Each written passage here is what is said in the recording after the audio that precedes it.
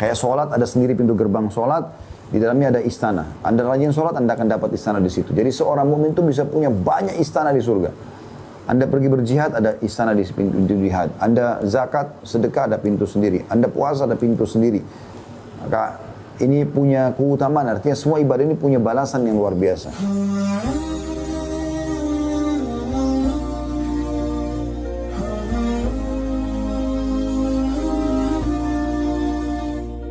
Teman-teman sekalian, kita masih membedah sebenarnya buku kumpulan doa yang sudah dari awal memang kita bedah dari 132 doa, dan kita masih berada di doa akhir-akhir doa atau mungkin penutupan doa sebelum salam.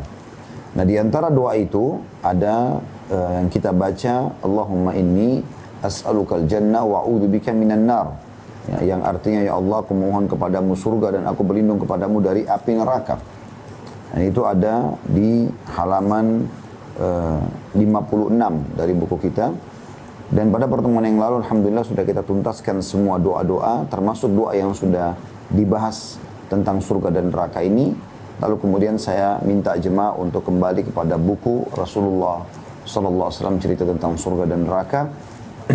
Walaupun berbeda cover mungkin, tapi insya Allah isinya sama kalau Anda sudah memiliki bukunya, karena yang lalu kita sudah membahas 32 pasal masalah neraka, tepatnya dari pertengahan buku ini sampai akhir.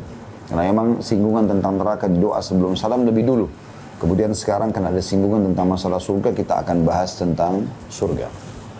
Saudaraku seiman, semoga Allah ikhlaskan niat kita. Kita akan bahas tentang sebuah tempat abadi yang akan dijadikan target oleh setiap muslim. Bahkan wajib dijadikan target mereka.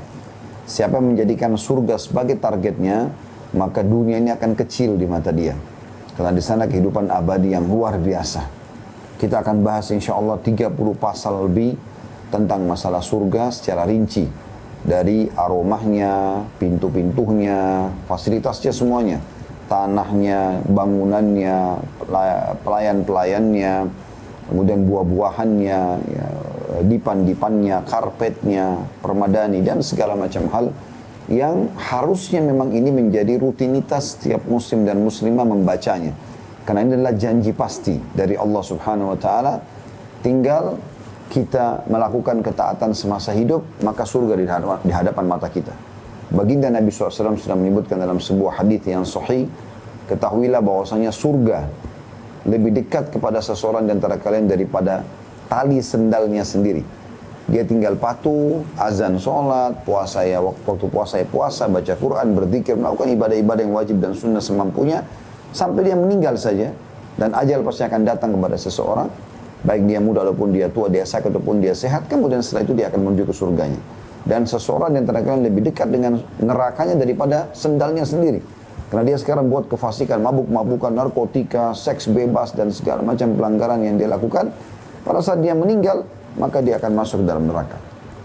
Surga ini teman-teman, kalau mau punya gambarannya selain yang akan kita bacakan dalil-dalilnya, semua yang teman-teman rasakan dari nikmat di dunia ini, misalnya makanan yang lezat, ya, aroma yang wangi, baik itu dari makanan ataupun dari minyak wangi, ya, penampilan yang rapi, badan yang sehat, wajah yang tampan, wajah yang cantik, paras wajah yang cantik dan tampan, postur tubuh yang ideal, warna kulit yang putih bersih, rambut yang indah, segala macam yang berhubungan dengan fisik kita. Di sekitar kita, kebun-kebun, hutan yang tertata dengan rapi, hewan-hewan dengan beragam macam indah, ya, dan jumlahnya sangat banyak. Semua itu teman-teman, ya, dan begitu juga dengan udara yang segar, ya, pemandangan yang indah, nyamannya, cahaya matahari di awal dia terbit dan akan terbenam, yang biasanya orang memang ingin menyaksikan semua itu, dan sekian banyak hal yang mungkin saya tidak bisa sebutkan semuanya karena belum terlintas di benak saya. Itu semuanya, saudaraku seiman, adalah miniatur surga. Adalah miniatur surga.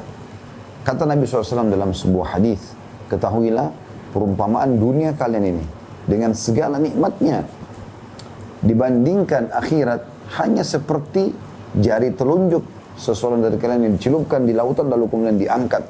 Maka lihatlah berapa banyak tetesan air yang tertinggal di jarinya.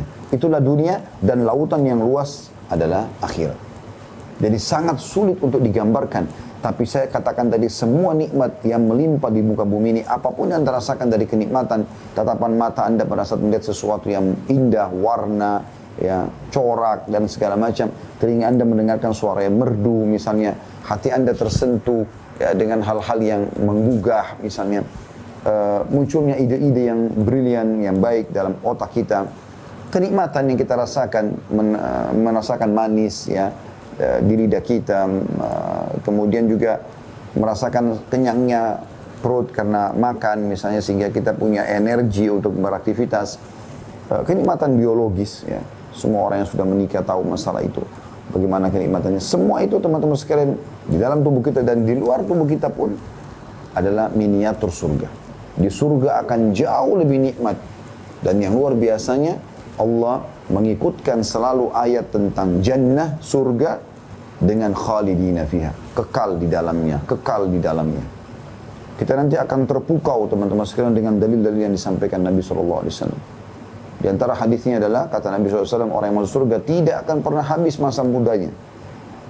Dalam riwayat lain, umur mereka 33 tahun, tidak bertambah sehari, tidak berkurang sehari. Dan ahli surga itu tidak akan pernah mati, tidak akan sakit. Dalam riwayat lain tidak beringus, tidak meludah. Makanan dan minuman yang yang dikonsumsi, ya, yang tidak dibutuhkan oleh tubuh mereka akan keluar dalam bentuk keringat. Perlu itu pun lebih wangi dari bau kasturi. Kenikmatan abadi luar biasa. Dan inilah yang memotivasi para sahabat Nabi Ridwanullahi alaihim. Orang-orang soleh juga, bahkan sebelum umat Muhammad SAW, para nabi-nabi dan pengikutnya yang istiqamah, ya. Nabi Isa AS dengan Hawariyunnya, Nabi Musa AS dengan para sahabatnya, Nabi Lut dengan orang-orang yang beriman padanya, Nabi Ibrahim dengan orang yang beriman pada risalahnya, dan seterusnya. Semuanya itu bisa istiqamah karena ada masalah surga ini. Faktor utamanya itu. Dia tahu apa yang dijanjikan di sana. Sebagaimana dia ada di muka bumi ini, tiba-tiba lahir, kita ini sudah bisa lihat pergantian siang malam, kita bisa merasakan segala macam hal. Udara sudah ada, cahaya sudah ada orang tua yang mengasuh kita dari waktu kecil. Bahkan kita masih belum bisa jalan, menggerakkan tubuh aja belum bisa. Nah, kita cuma tahu kalau lapar ataupun haus ataupun ada sesuatu yang kita keluarkan dari hasil, ya, asopan susu dalam bentuk kotoran, ya, itu kita cuma bisa menangis misalnya. Sampai akhirnya kita punya kemampuan untuk bisa tumbuh besar, ya, berpendidikan dan seterusnya, sampai akhirnya kita meninggal dunia. Ini semua teman-teman, sebagaimana itu ada, maka akhirat juga ada. Semua ini berpasang-pasangan. Sebagaimana Anda bisa rasakan lapar dan kenyang, muda dan tua, sakit dan sehat, laki-laki dan perempuan, ya, ada malam dan siang, ya, ada segala macam kaya dan miskin, umumnya berpasang-pasangan.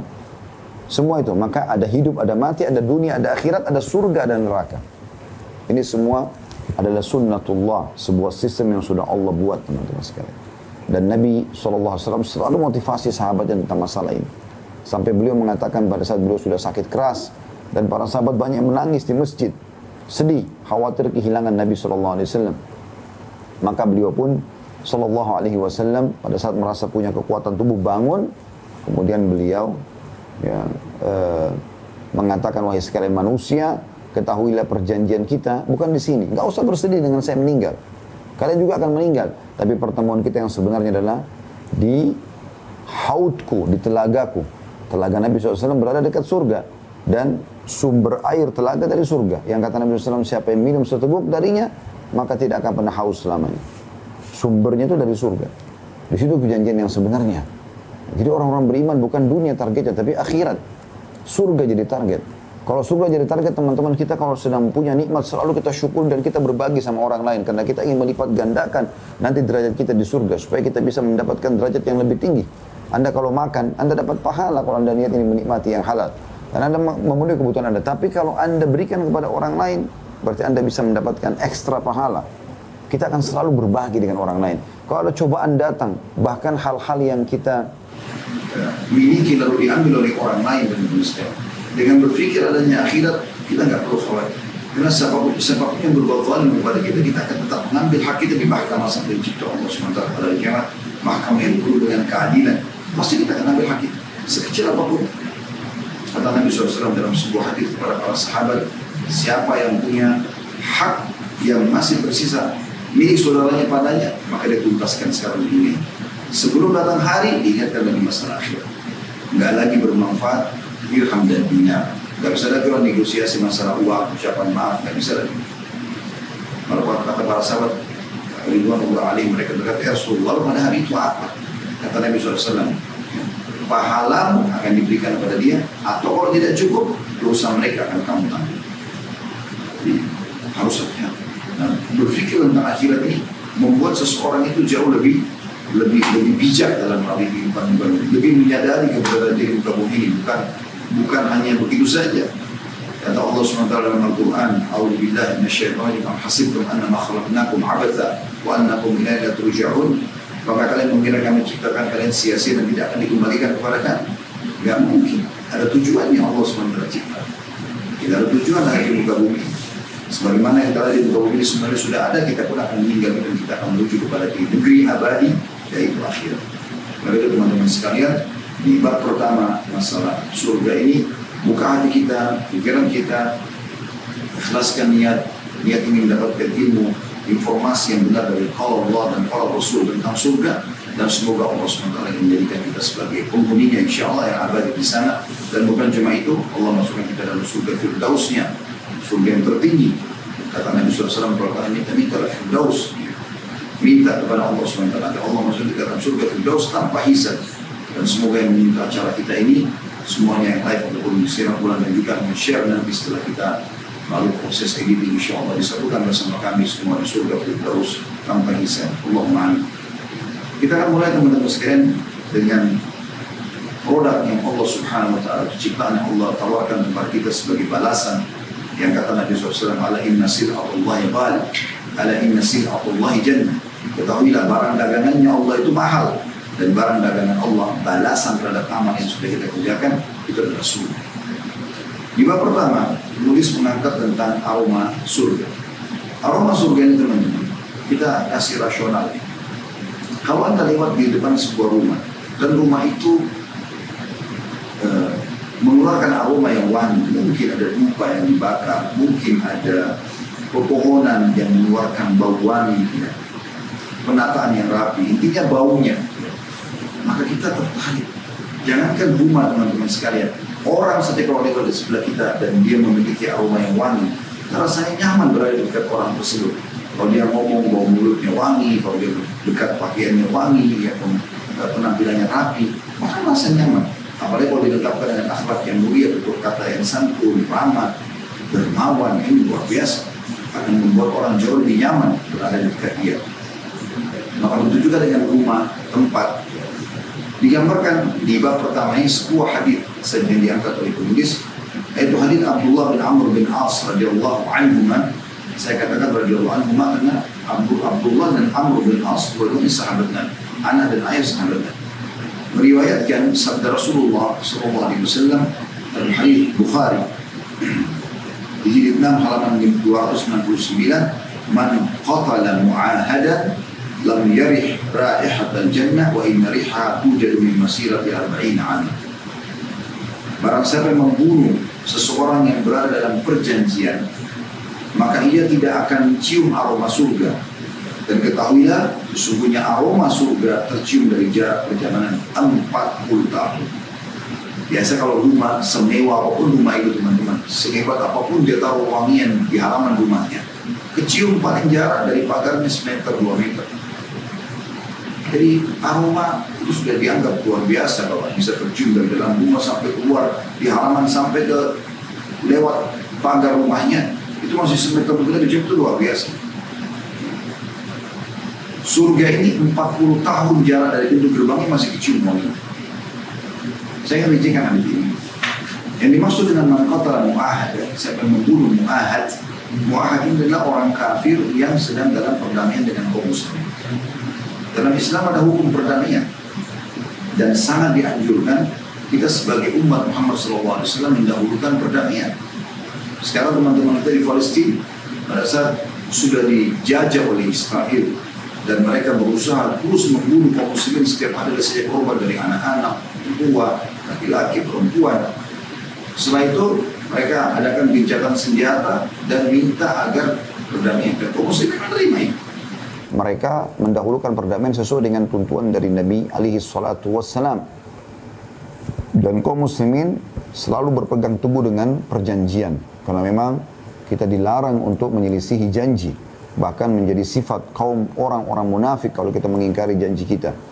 Nabi SAW pada saat mengepung benteng Khaybar telah menguasai dengan pasukannya. Tapi pada saat ada salah satu benteng yang minta perdamaian, Nabi SAW berikan perdamaian tersebut. Ya. Begitu juga dengan orang-orang Mekah. Pada saat mereka minta perdamaian di Sulh Hudaybiyah, kesepakatan Hudaybiyah. Hudaybiyah adalah wilayah di 80 km dari kota Mekah. Nabi SAW terima. Dan Nabi SAW berpegang teguh pada perjanjian tersebut, perdamaian, sampai mereka yang berkhianat baru Nabi SAW melepaskan atau membatalkan akad tersebut. Nah, kalau ada orang-orang kafir teman-teman yang dibawa perdamaian dengan kaum muslimin, tidak boleh ada satupun orang muslim yang membunuhnya. Karena memang kita disuruh tepat janji. Kata Nabi SAW, siapa yang membunuh mu'ahad, orang kafir yang dibawa perdamaian, dibawa naungan akad perdamaian dengan kaum muslimin, maka orang muslim itu tidak akan mencium bau surga. Sementara surganya dapat tercium dari jarak 40 tahun. Ya, ini sedikit penjelasan masalah hadis, walaupun saksi bahasan kita tentang masalah ya surga atau baunya ya, bau surga atau aroma surga. Baik teman-teman sekalian, kita masuk ke bab kedua tentang masalah pintu-pintu surga. Sama juga ini teman-teman, rasionalnya adalah untuk mengetahui rumah itu mewah atau tidak, paling pertama dari depan yang dilihat adalah pagar biasanya, ya, pintu gerbang. Makanya kalau istana-istana raja, ya, apalah kantor-kantor pejabat, mungkin rumah orang-orang yang Allah bukakan rezeki yang luas, mereka memperlihatkan memang kemewahan rumah itu dari pagarnya, bentuknya, kualitasnya, tinggi dan besarnya, seperti itulah. Karena itu akan menggambarkan keadaan rumah di dalam. Kan sangat ganjil kalau rumah dalam rumah kayu kecil, gubuk, kemudian pagarnya dari besi yang bagus misalnya. Karena mungkin, gitu kan? Atau nggak mungkin juga rumah itu mewah sekali, tapi di depannya pintunya dari bambu misalnya. Gitu kan? Kita tidak bicara kalau dia lagi renov ya. Pasti dia akan pertemukan, menjadikan pintu gerbang itu adalah simbol daripada bangunan tersebut. Nah seperti itulah kurang lebih surga. Setelah aromanya kita bahas yang bisa tercium dari 40 tahun jaraknya. Pintu-pintu gerbangnya Allah gambarkan. Jadi surga pun punya pintu gerbang. Ya. Tapi bukan pintu gerbang kayak kita di dunia. Anda dengarkan. Diangkat oleh penulis dalil pertama adalah surah Ar-Ra'd. Ayat 23 sampai 24. Allah berfirman, A'udzu billahi minasyaitonir rajim. Jannatu 'adnin yadkhulunaha wa man salaha min abaihim wa azwajihim wa dhurriyyatihim. Wal malaikatu yadkhuluna alaihi min kulli bab. Salamun alaikum bima sabartum fa ni'ma 'uqbad dar. Surga Aden yang mereka masuk ke dalamnya bersama-sama dengan orang-orang soleh dari bapak-bapaknya, istri-istrinya, dan anak cucunya. Sedang malaikat-malaikat masuk ke tempat-tempat mereka dari semua pintu sambil mengucapkan salamun alaikum bima sabartum. Keselamatan buat kalian, atau selamat kalian masuk ke sini atas kesabaran kalian, maka alangkah baiknya tempat kesudahan itu. Maksudnya balasan yang diterima di surga itu, atau surga sebagai balasan adalah tempat, sebaik-baik tempat kesudahan. Saksi bahasan kita teman-teman sekalian adalah malaikat masuk kepada mereka atau ke tempat-tempat atau istana-istana mereka melalui pintu-pintu. Jadi surga punya banyak pintu-pintu, ya, punya banyak pintu-pintu.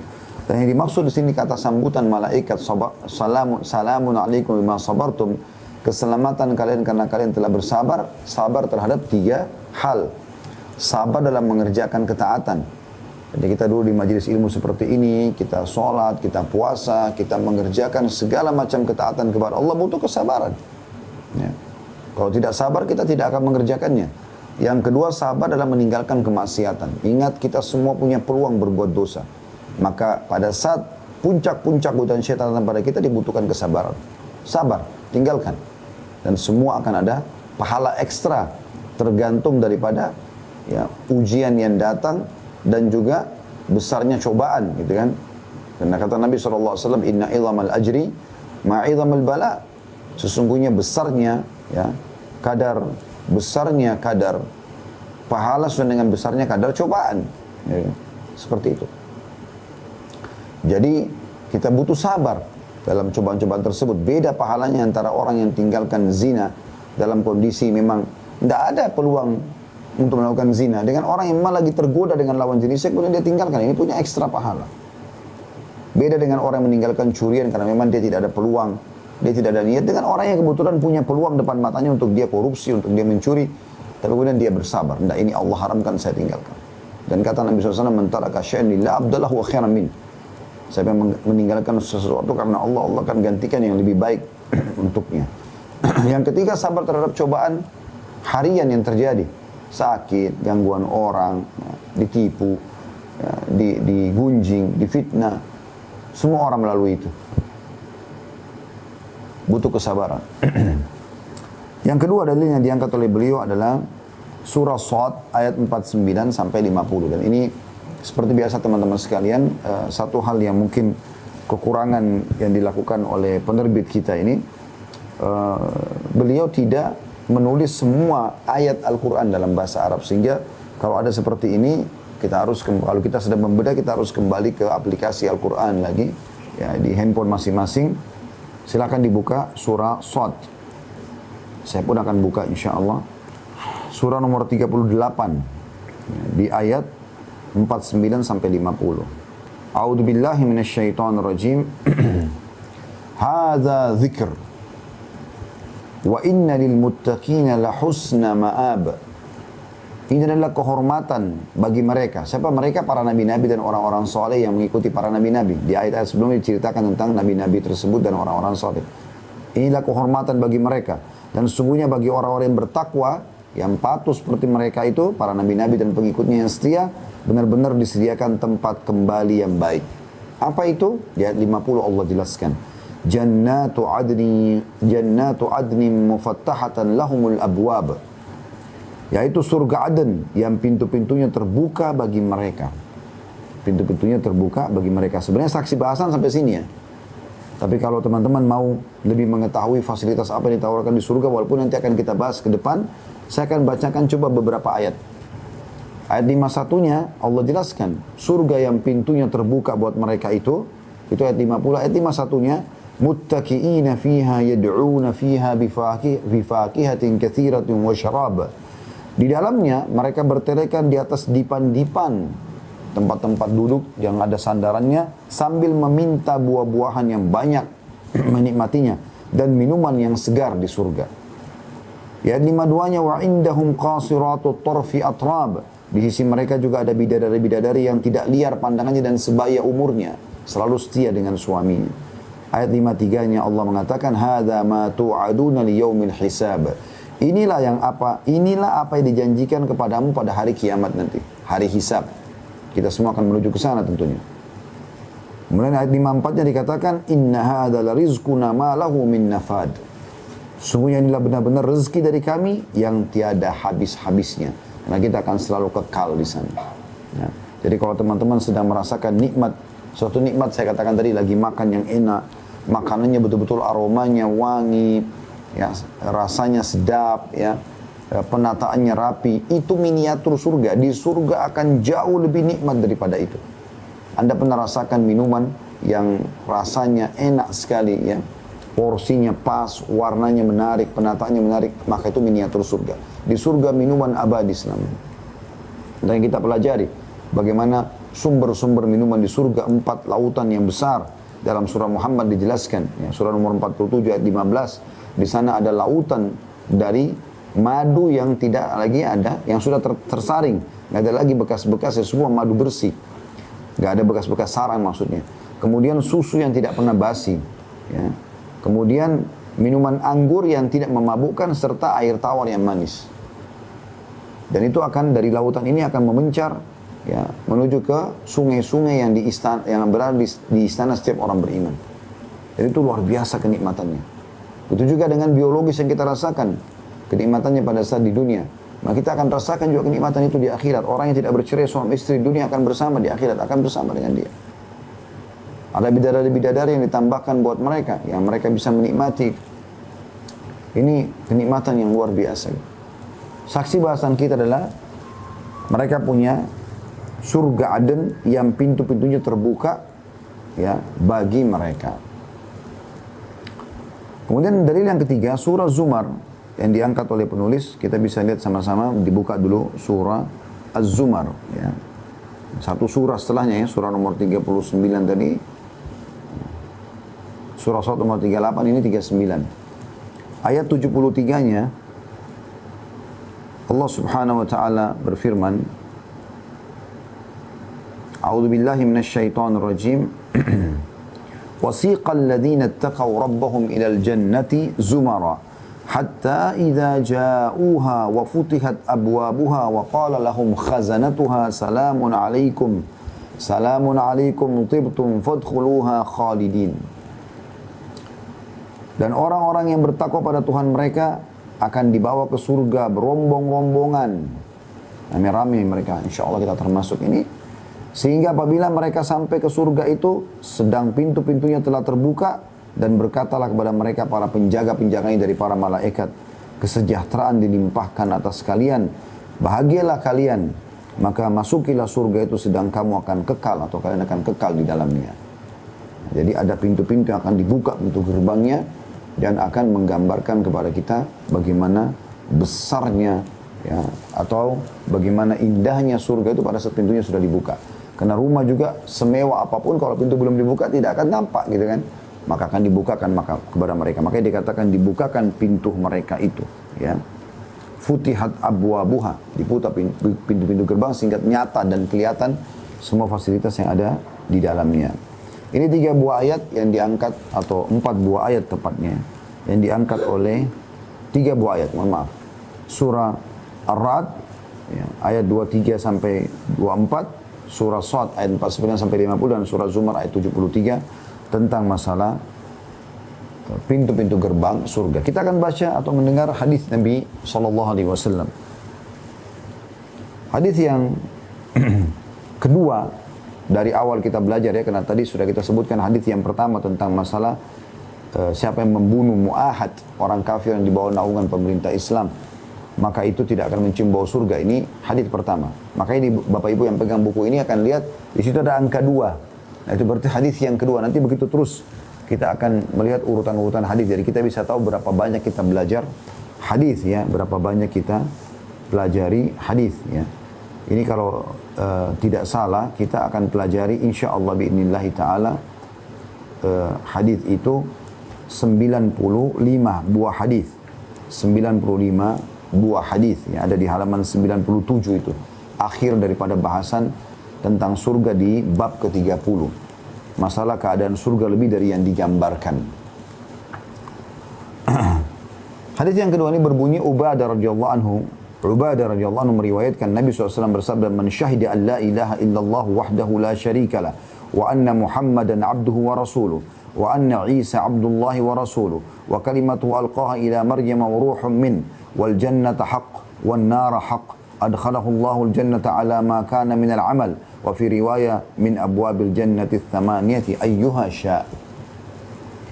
Barang siapa yang bersaksi bahwasanya tiada ilah yang berhak diibadahi kecuali Allah semata, yang tiada sekutu baginya, syahadat ya, dan bahwa Muhammad SAW adalah utusannya, Isa adalah hamba dan rasulnya, serta kalimatnya, kalimat Allah N-nya besar kata ganti Allah, kalimatnya yang dia, D-nya besar juga kata ganti Allah, yang dia sampaikan kepada Maryam dan ruh darinya.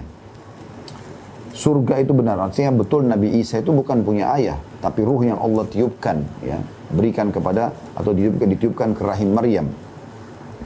Surga itu benar adanya, neraka itu benar adanya. Maka dia, Allah memasukkan si hamba tadi ke dalam surga sesuai dengan amal yang dia lakukan. Dalam riwayat lain, dari pintu-pintu surga yang berjumlah 8, dari mana saja yang dia sukai. Hadis ini riwayat Bukhari, jilid 6 halaman 474, Muslim jilid 1 halaman 227. Saksi bahasan kita teman-teman sekalian, siapa yang bersaksi dengan 2 kalimat syahadat, mengakui juga Isa adalah hamba Allah, bukan anak Tuhan, mengakui tentang surga ada, neraka ada, maka dia dipastikan akan dimasukkan ke dalam surga. Nah ini pondasi-pondasi dasar daripada keyakinan. Karena syahadat ini Ya, kalau ibaratnya kemah itu dia punya 5 tiang. Tiang utama kemah itu adalah syahadat. 4 tiang yang lain itu adalah rukun Islam yang 4. Sholat, puasa, zakat, haji ya. Tapi tanpa syahadat tidak ada gunanya. Kalau dia bukan muslim tidak ada gunanya. Dia sholat tidak ada gunanya, dia puasa tidak ada gunanya, dia zakat tidak ada gunanya, dia haji. Makanya syahadat ini sangat luar biasa punya kedudukan. Di antaranya kedudukannya disebutkan dalam hadis ini. Kemudian hadis yang ketiga berbunyi Abu Hurairah radhiyallahu anhu meriwayatkan sabda Rasulullah sallallahu alaihi wasallam, barang siapa yang menginfakkan 2 pasang kuda, maksudnya jantan sama betina, unta dan lain sebagainya di jalan Allah, maka ia dipanggil dari pintu-pintu surga. Wahai hamba Allah, ini lebih baik. Barang siapa termasuk ahli solat, maka ia dipanggil dari pintu solat. Barang siapa yang termasuk ahli jihad, maka dia dipanggil dari pintu jihad. Barang siapa yang termasuk ahli sedekah, maka dia dipanggil dari pintu sedekah. Barang siapa yang termasuk ahli puasa, maka ia dipanggil dari pintu Ar-Rayyan.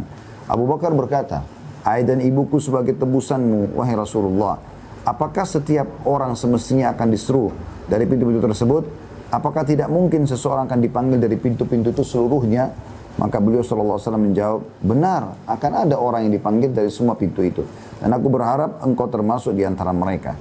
Hadis ini riwayat Bukhari, jilid 4 halaman 11, Muslim jilid 7 halaman 116. Ya. Riwayat ini teman-teman memberikan gambaran kepada kita pelajaran beberapa. Yang pertama, keutamaan orang yang menginfakkan sepasang hewan ya untuk dia wakafkan di jalan Allah. Sepasang kuda kah, jantan dan betina supaya berkembang biak, sepasang sapi kah, sepasang domba kah, intinya supaya berkembang biak gitu ya. Dan nanti akan dia infakkan di jalan Allah Subhanahu wa taala. Umar bin Khattab pernah radhiyallahu anhu membeli kuda lalu kemudian sengaja iklankan kalau ini adalah wakaf, ini sabilillah.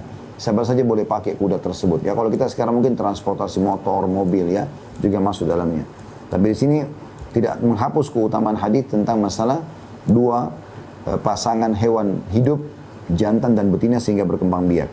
Kemudian keutamaan atau mutiara yang kedua dari hadis bagaimana setiap amal yang Bapak Ibu kerjakan itu akan punya balasan istana di surga sendiri. Jadi kayak ada camp istanahnya.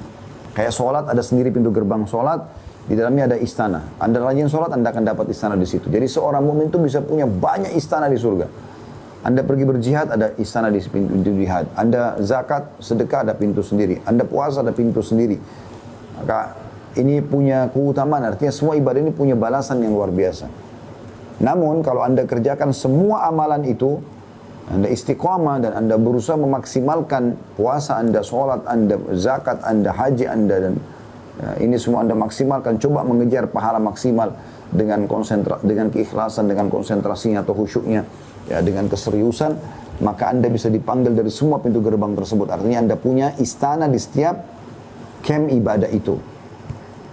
Makanya Abu Bakar bertanya di akhir hadis, ya Rasulullah, apakah ada orang dipanggil dari semua pintu-pintu itu? Jihad, dia dipanggil oleh para malaikat penjaganya bahwasanya di sini ada istanamu. Salat, malaikat penjaga pintu salat akan mengatakan di sini ada istanamu. Zakat dan sedekah, haji dan seterusnya. Maka kata Nabi SAW, iya ada. Dan ada berita gembira buat kita di akhir hadis ini teman-teman. Apa kata Nabi SAW? Dan aku berharap engkau termasuk, perhatikan akhir kalimatnya, di antara mereka. Ini berita gembira buat kita, di antara mereka. Maksudnya apa? Masih ada selain Abu Bakar. Kita masih punya peluang. Andai saja Nabi SAW mengatakan, ia akan ada dan hanya kau hai Abu Bakar. Itu cuma Abu Bakar radhiyallahu anhu. Tapi subhanallah, bukan cuma beliau radhiyallahu anhu, kita pun bisa dapatkan itu. Karena kata Nabi SAW, ya dan aku berharap kau termasuk bersama dengan mereka. Artinya akan ada.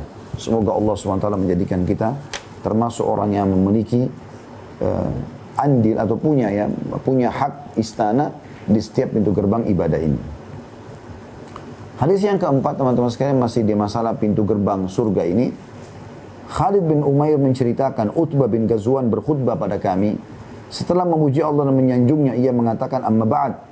Jadi Khalid bin Umair seorang tabi'in. Dia menceritakan tentang Utbah bin Ghazwan. Ini sahabat Nabi radhiyallahu anhu, orang yang sangat zuhud. Ini sudah kita bahas tentang pribadi beliau di serial Sahabat. Anda bisa ikuti insyaallah ya. Masuk di playlist YouTube kami dan cari Tabligh Akbar serial Sahabat, ada tentang Utbah bin Ghazwan radhiyallahu anhu. Salah satu, beliau pernah ceramah atau khutbah tentang masalah surga ini. Beliau pernah berceramah di depan para tabi'in sambil mengatakan, sungguh dunia telah mengumumkan kekerasan dan berpaling. Dunia ini penuh dengan segala macam cobaan dan juga dia berpaling. Dia akan menuju kepada kehancurannya. Dunia akan hilang, akan hancur. Tak tersisa kecuali sedikit saja. Seperti sisa air dalam bejana yang diambil pemiliknya. Jadi kalau anda punya air di bejana, sisa sedikit anda cuma mau habiskan, mau kuras. Nah, seperti itu saja umurnya dunia ini. Pendek sekali. Ingat, seakan-akan beliau ingin titip pesan, ingat sebelum kalian banyak umat yang hidup dan mereka juga mati. Lebih tampan, lebih cantik, lebih kaya, lebih kekar badannya, lebih segala macam. Mereka mati. Maka kita pun akan seperti itu. Kata beliau, sungguh kalian akan berpindah darinya, dari dunia, ke negeri yang tidak bakal sirna, akhirat. Karena itu berpindahlah dengan membawa sebaik-baik apa yang diberikan pada kalian. Oleh karena itu, kalian sudah tahu akan menuju ke akhirat sana, bawa yang terbaik ke sana. Sedekah yang terbaik, yang paling ikhlas, sholat yang terbaik, yang paling ikhlas, haji yang terbaik, yang paling ikhlas, dan semua amal wajib dan amal sunnah. Lalu beliau mengatakan, Rasulullah menyebutkan pada kami bahwa jarak di antara kedua daun pintu surga, antara pintu gerbang satu dengan pintu gerbang sebelahnya, jaraknya sejauh perjalanan 40 tahun. Tadi aromanya tercium dari 40 tahun. Lebar pintu gerbang juga satu daun ke daun sebelah. Jadi satu sisi pintu, ya, satu daun pintu itu 40 tahun. Sungguh akan datang padanya suatu hari nanti di hari kiamat yang sangat berdesak-desakan, banyak orang-orang masuk ke dalamnya. Sungguh kamu melihatku sebagai orang ketujuh dari 7 orang yang bersama Rasulullah SAW. Kami tidak punya makanan selain daun pohon sehingga mulut kami pun bernanah. Hadis riwayat Muslim, jadi 18 halaman 102. Jadi maksudnya Utbah bin Ghazwan ingin menyampaikan, jangan ragu dengan informasi yang aku sampaikan. Karena aku termasuk sahabat Nabi yang pernah bahkan melalui masa-masa sulit bersama Nabi SAW. Pada saat kami pernah lapar, kami nggak punya makanan kecuali dari daun sehingga membuat mulut kami luka. Ya. Seperti itu. Saksi bahasan kita adalah bagaimana disebutkan jarak antara daun pintu surga atau daun pintu gerbangnya itu 40 tahun. Itu 40 tahun.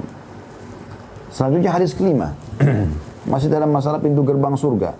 Abu Hurairah radhiyallahu anhu meriwayatkan sabda Nabi sallallahu alaihi wasallam, "Walladzi nafsu Muhammadin biyadi, inna ma baina misra'aini." Saya ulangi, "Walladzi nafsu Muhammadun biyadi, inna ma baina misra'aini min masari'il jannati lakama baina Makkah wa Hajar." Dalam riwayat atau dalam kurung au hajari Makkah. Au hajarin, ya, Makkah.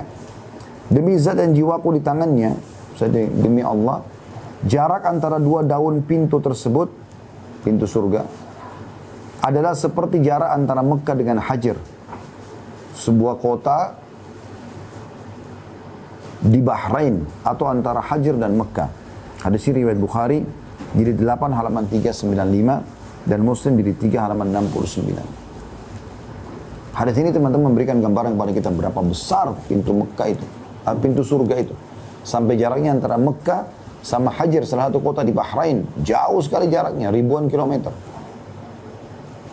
Tapi subhanallah, seperti itulah yang digambarkan tentang pintu gerbang. Jadi bukan lagi pintu gerbang. Anda bisa bayangkan pintu gerbang seperti ini. Kalau ada pintu gerbang mungkin teman-teman 10 kali 10 meter. 2 lembar, berarti kalau ditarik garis lurus 20 kali 10 meter. Itu sudah kita anggap luar biasa mewahnya pintu itu. Dan pasti tebal, kokoh, karena kalau tidak nggak mungkin dia bisa berdiri. Bagaimana dengan pintu? Jaraknya 40 tahun. Daunnya itu, ya, atau kotaknya pintu itu dengan pintu yang sebelahnya. Bahkan dalam riwayat ini dikatakan ribuan. Ya. Kemudian di hadis ke-6 disebutkan tentang jumlah pintu gerbang utama, dan dalam pintu gerbang utama itu nanti akan ada pintu-pintu gerbang yang lain lagi. Sahal bin Sa'ad radhiyallahu anhu meriwayatkan dari Nabi SAW, beliau bersabda, surga memiliki 8 buah pintu. Surga memiliki 8 buah pintu, ya. Ahmad meriwayatkannya dari Utbah bin Abdus Salam secara marfu bersambung kepada Nabi SAW dengan lafaz surga memiliki 8 pintu dan neraka memiliki 7 buah pintu. Hadis ini diriwayatkan oleh Bukhari jilid 6 halaman 338 dan Ahmad juga meriwayatkannya dan disahihkan oleh Syekh Al-Albani dalam silsilah hadis sahihah nomor 1812. Ya. Hadis ini teman-teman memberikan gambaran kepada kita tentang jumlah dan bagaimana pintu surga lebih banyak daripada pintu neraka. Pintu surga 8 buah, sementara pintu neraka 7 buah. Dan ini pintu gerbang yang besar tadi yang digambarkan 40 tahun jarak antara daun satu dengan daun yang sebelahnya.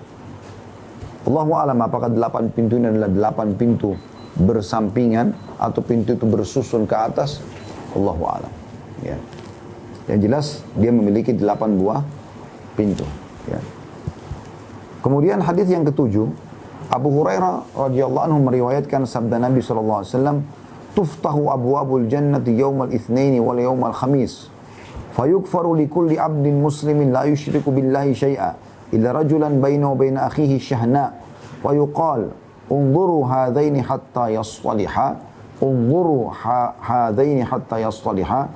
Maaf, anziru tepatnya. Anziru hadaini hatta yasliha. Anziru hadaini hatta yasliha. Anziru hadaini hatta yasliha. 3 kali Nabi SAW ulangi. Kata Nabi SAW, terbuka pintu-pintu surga setiap Senin dan Kamis. Nah ini, hari Senin. Seperti hari sekarang. Makanya Nabi SAW gembira sekali kalau berpuasa Senin dan Kamis. Pada saat beliau ditanya, beliau mengatakan karena pada hari ini amal-amal dilaporkan ke langit. Pada riwayat ini pintu-pintu surga dibuka.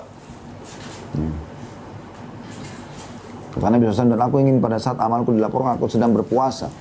Teman-teman yang belum puasa Syawal, kesempatan bisa digabungkan dengan Senin dan Kamis. Ya.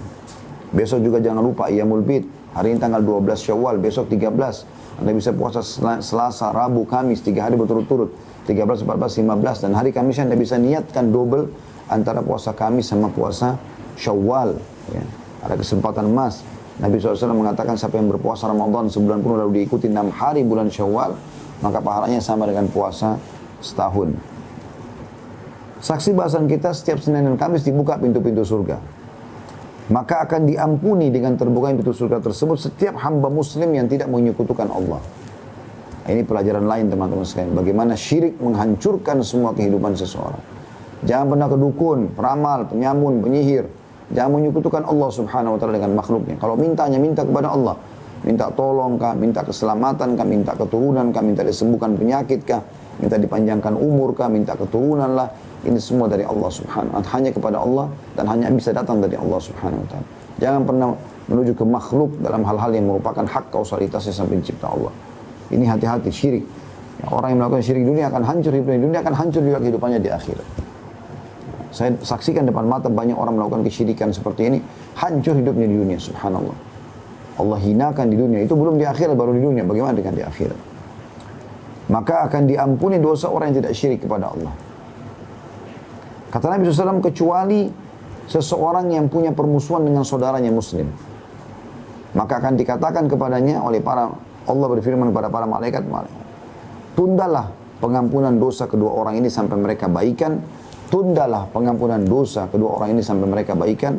Tundalah pengampunan dosa kedua orang ini sampai mereka berbaikan. Jadi ini luar biasa peringatan yang disampaikan, gitu kan.